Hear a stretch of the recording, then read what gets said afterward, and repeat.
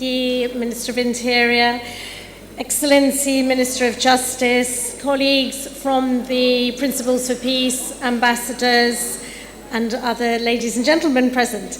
It's a real pleasure to be here today to speak on this important launch, and I was delighted to hear that Somalia is the first country where there is launching. And as Andrew and other colleagues said, Somalia is exactly the right place to do it, because Somalia is on a journey. It's come from a very difficult place. It's still in a difficult place, but it is moving in the right direction.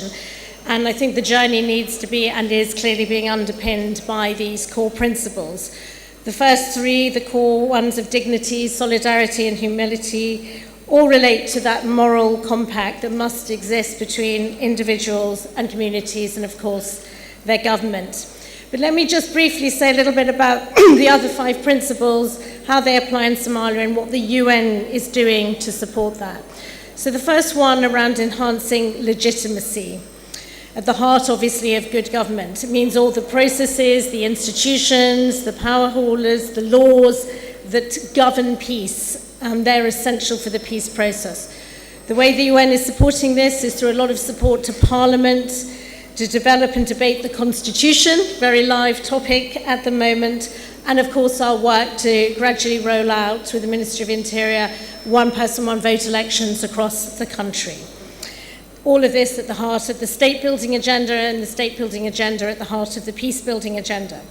Secondly, the issue of pluralism, as was flagged earlier.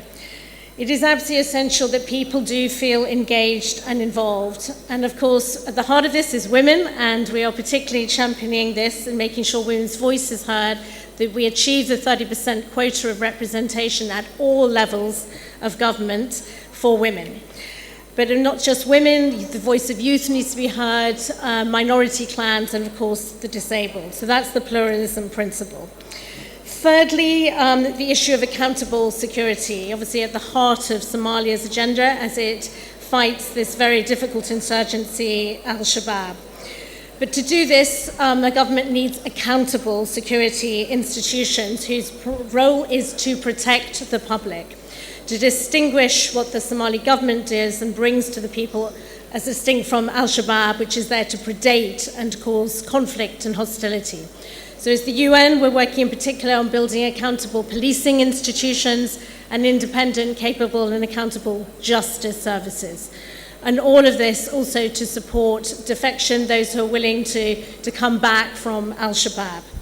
The fourth principle is the one of subsidiarity, about ensuring peace and stability are grounded at the local level with communities themselves in the lead. And as the UN, we're supporting the building of those local institutions, including as we move eventually towards one person, one vote at a district level. And fifthly and lastly, Somalia, as we've heard, is complex and diverse. So whilst there are some universal principles, we also need to be quite bespoke and develop hybrid and integrated solutions that are fit for the different geographic, political and cultural realities of Somalia. And we will do this by bringing our technical expertise, lessons learning, and of course our programs. So finally, ladies and gentlemen, peace in Somalia and peace in the region are intertwined. Somalia is in a very complex region where there's a lot of instability. But peace in Somalia will pay dividends not just for Somalia, but for the wider region.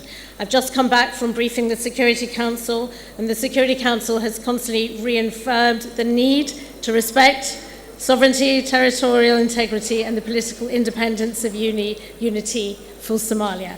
So thank you, ladies and gentlemen, for listening, and I wish everybody very well for the rest of the day.